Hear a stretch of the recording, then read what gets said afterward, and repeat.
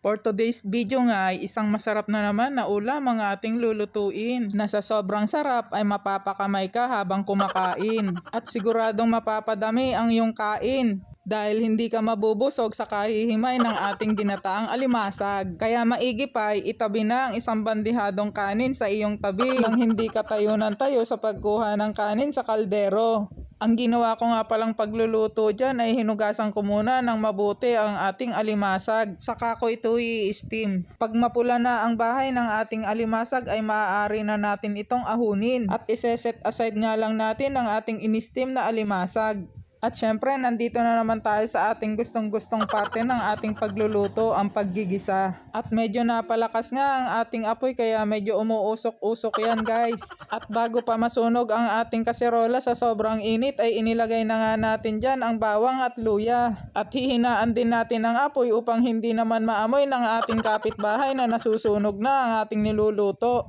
At baka sabihin ng ating kapitbahay na hindi masarap ang ulam ng kanyang kapitbahay for today. At dahil mapula na nga ang ating bawang at luya, inilagay ko na nga rin dyan ang ating sibuyas. Sa mahinang apoy, hahayaan lang nating lumabas ang aroma ng ating ginigisa. Sa pagkakataong ito ay nanonood ang aking mga alagang pusa at mukhang mabango na naman daw ang aking niluluto. At nag-light brown na nga ang ating bawang at luya, ilagay na natin ang ating gulay. Ang ihahalok natin ay kalabasa na hiniwa-hiwa ko lang ng medyo maliliit upang ito ay hindi masyadong matagal lutuin. At sasamahan nga rin natin ito ng sitaw. Ito ang masarap na pares ng ating ginataang alimasag, ang maraming gulay. Saka ko ilalagay ang ating gata, ito yung gata na pangalawang piga. Ito yung malabnaw na gata na siyang magiging tubig ng ating gulay. At isasabay ko na nga din dito ang ating cube. Ito ay para manuot na ang lasa sa ating gulay habang ito ay ating niluluto.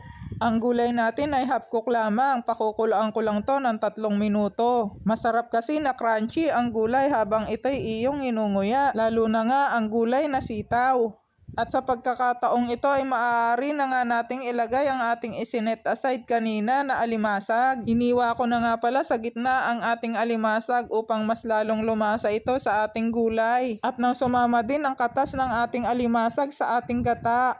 Isa din ba kayo guys sa mahilig sa ginataang alimasag? Ang ginataang alimasag ay isa sa aking paborito. Kahit na yata anong gata ay napakasarap sa aking panlasa. At dahil nga gusto ko sa gulay ay crunchy lamang, iseset aside ko uli ang ating sitaw. Iiwasan ko lang na ma-overcook ang ating sitaw dahil hindi ito masarap kapag labog. Lalagyan ko na nga rin pala to ng 2 pirasong sili na magpapasarap lalo sa ating ginataang alimasag. At inilagay ko na nga din dyan ang ating unang gata. Ito ay yung ating gatang malapot. At sa pagkakataong ito ay hindi na natin tatakpan ang ating niluluto. Hahayaan lang natin siyang kumulo hanggang sa maluto ang ating gata. At nilagyan ko na nga rin pala yan ng konting asin. Hahayaan lang natin ito na kumulo ng kumulo hanggang sa maluto ang ating gata. Importante na maganda ang pagkakaluto sa gata upang ito ay hindi mabilis masira o mapanis. At titikman nga natin kung tama na ang lasa ng ating ginataan. At sa pagkakataong ito ay tama na ang lasa sa akin ng ating ginataang alimasag. At ilalagay ko na nga rin dyan ang aking isinet aside na sitaw kanina. Sabi ko nga sa inyo ay masarap sa akin ang mas maraming gulay kapag ginataan kaya hahaluan ko pa rin ito ng aking paboritong dahon ng malunggay.